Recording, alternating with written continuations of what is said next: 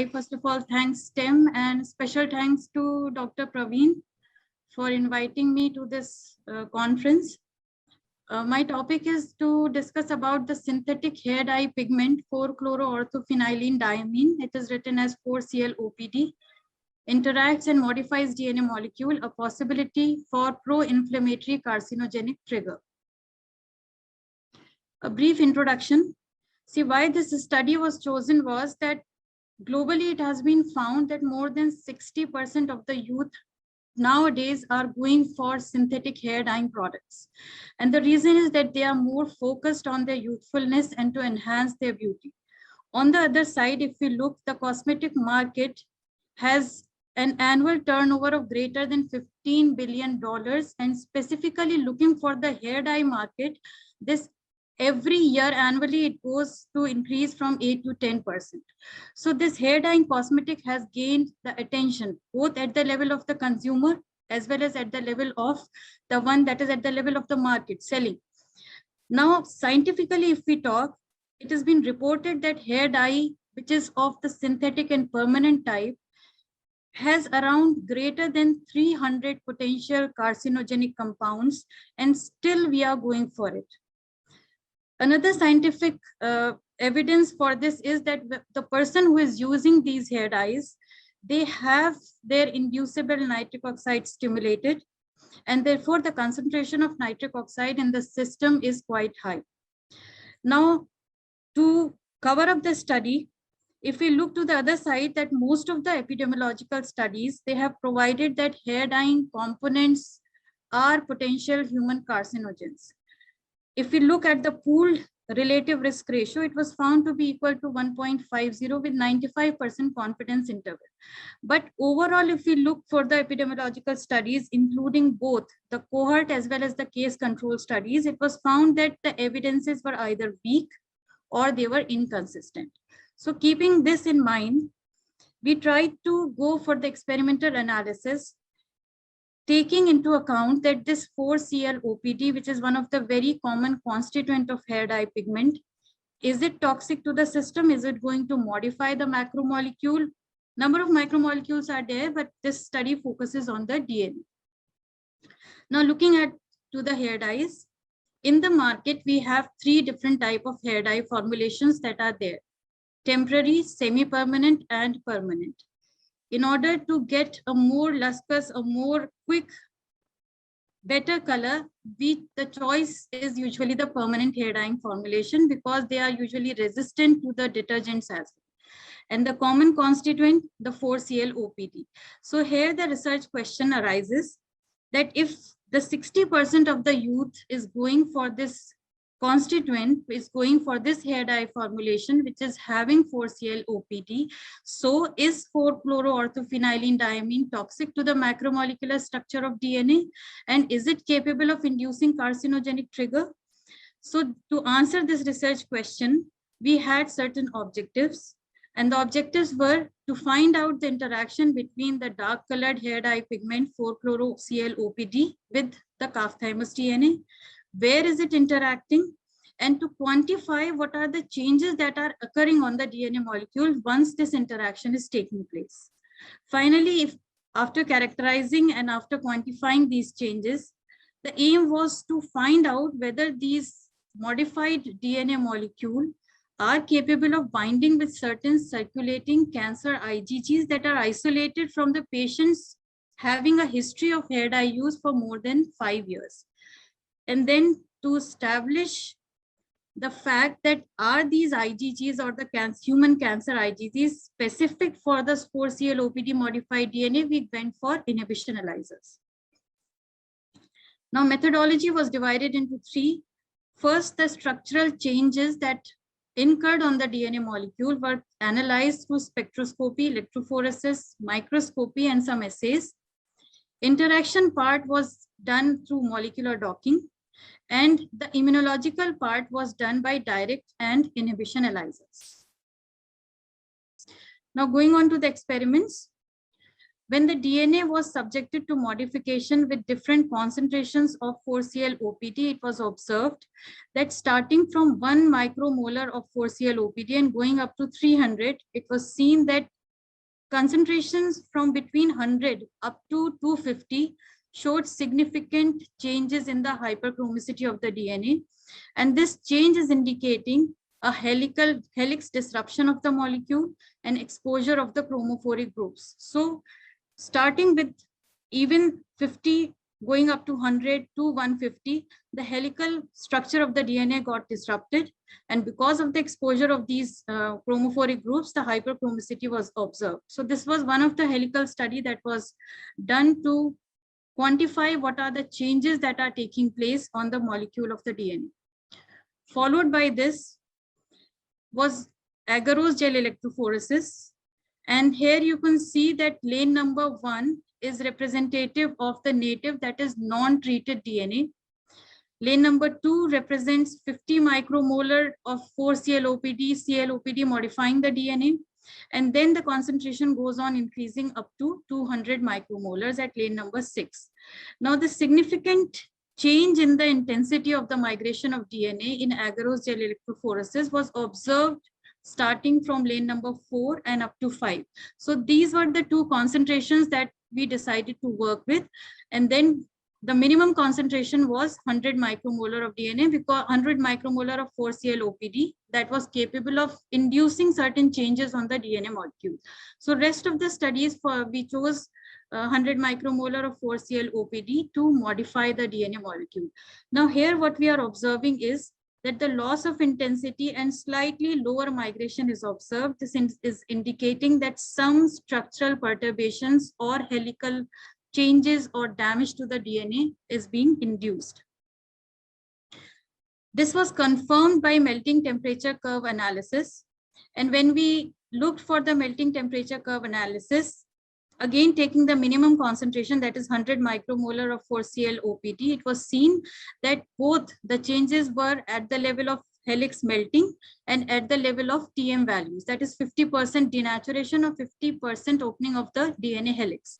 So it was seen that when the DNA was modified by 100 micromolar of 4-CLOPD, the TM value decreased from 83 to 81.5, and therefore it is representing a 1.5 degrees centigrade decrease in the TM value, indicating that now the DNA has become unstable.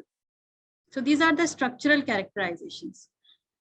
Similarly, in order to visualize these changes, we chose transmission electron microscopy, and through this microscopic technique, figure A is showing that the native DNA is presented as an elongated chain on the carbon grid, whereas in figure B, we can easily observe that the DNA is now appearing as tangled, broken chains, and somewhere you can also find aggregations, and that too at the concentration which is very low. And if you go and find out in the hair dye formulations, the concentrations sometimes are even higher, although this compound is prohibited in some countries, but larger part of the globe is still allowing it to use and being incorporated there.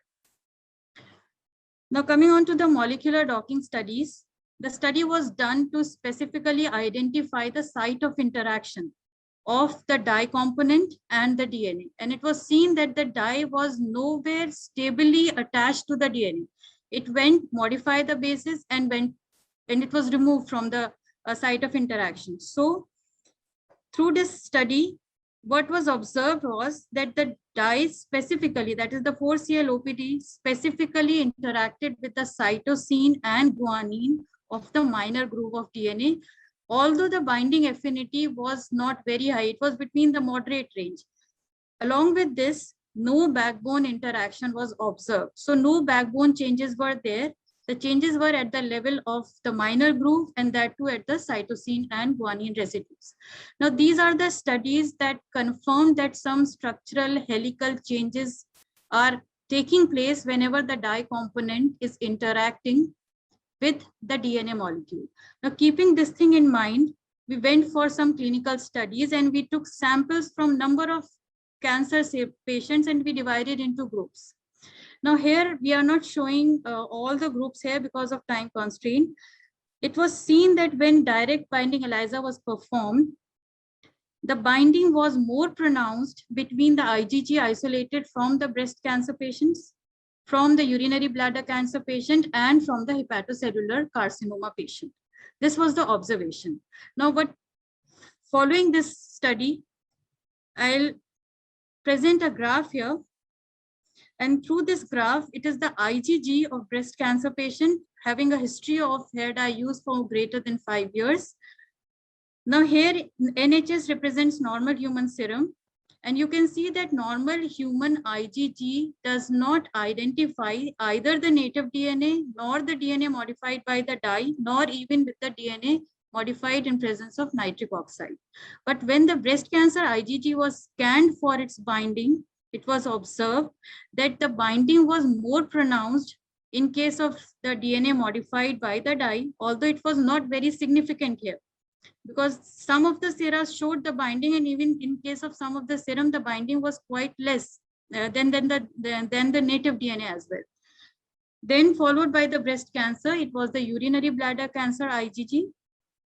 In this case, we got a quite significant change in the binding pattern. And it was seen that the bladder cancer IgG recognized the dye modified DNA quite significantly as compared to the normal human IgG. And this recognition was even furthermore when this dye was DNA was co-incubated with the dye as well as nitric oxide. But here we wanted to know whether the dye is inducing certain changes.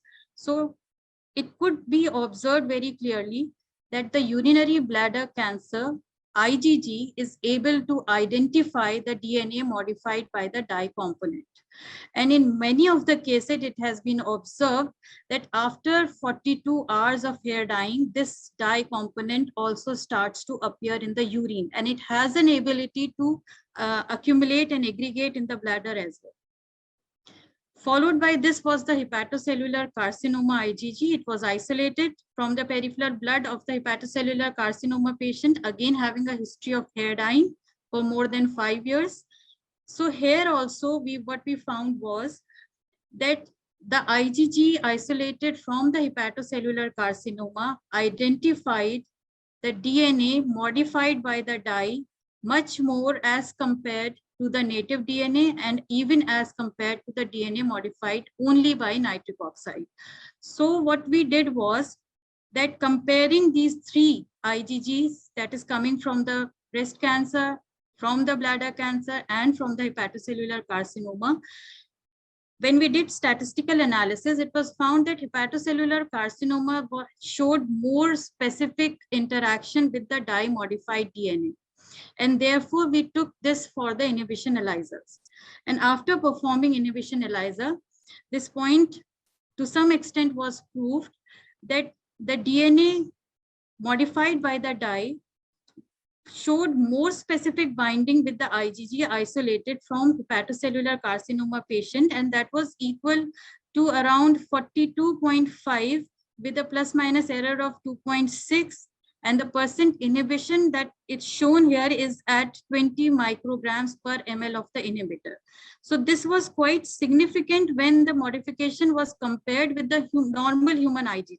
But when we compared this with the dye co-incubated with the nitric oxide and then the modification was done, the significance was not quite high. So at this point, we can to some extent say that it is not the nitric oxide that is making the change here. It could be, but looking at the inhibition values, the change is more brought about by the dye pigment as compared to the induced nitric oxide that have been induced because of the inflammatory changes following the exposure of the dye pigment. So this is about the competitive ELISAs. Now coming on to the results. Looking at these results, what we can summarize here is that the 4-CL-OPD, a commonly used and a preferred dye pigment, interacted at the minor group of the DNA. No backbone damage, no double strand breaks were observed here. And this change in the structural orientation and conformation was because of the oxidative damage of the DNA. And this ranged from 50 to 100 micromoles of 4-CL-OPD. Now, hyperchromicity that was observed was within the range of 16.07 up to 45.5. Beyond this, if we went for the treating, when we went for treating the DNA above 300 micromolar, the structure of the DNA was lost. So further, at higher concentrations, the studies were not possible. And similarly, this was confirmed by the TM values as well. One more important finding that we got was that although we detected the presence of superoxide radical, but the role of hydroxy radical was not detected here. And the cross-reactive antibodies that were detected were specifically found to identify and recognize hepatocellular carcinoma to a greater extent, followed by the urinary bladder. When the DNA 4CL-OPD modified DNA was used as an antigen and looking for the binding through the human IgG isolated from these patients. Now to conclude, we can say that synthetic hair dyeing formulations could pose a danger to the general public health because they are leading to pro-inflammatory immunological changes. Long-term use of personal hair dye needs to be monitored because this is causing significant structural changes on the DNA molecule. And therefore, when the DNA molecule starts to undergo changes, that may lead to immune flare-up. And through this finding, we can infer to some extent that these circulating antibodies that are isolated specifically from the cancer patients of hepatocellular and urinary bladder showed high binding IgGs to be present that recognize the modified DNA. Now, these results are also in agreement with the epidemiological studies, mainly the case control studies, which showed a strong risk association between the personal use of hair dye and the risk of developing hepatocellular and urinary bladder cancers. Therefore, we can say that the use of permanent synthetic hair dyes needs to be monitored, it needs to be checked, and we should have at least some alternative so that we can minimize this risk to some extent and maintain what the youth is requiring, that they want quick coloring, but their health should not be compromised. So I thank the organizers, and my special thank is to Professor Asif Ali, Professor Shahid Ali Siddiqui, and one of my students, Shifa Khan. Thank you, sir.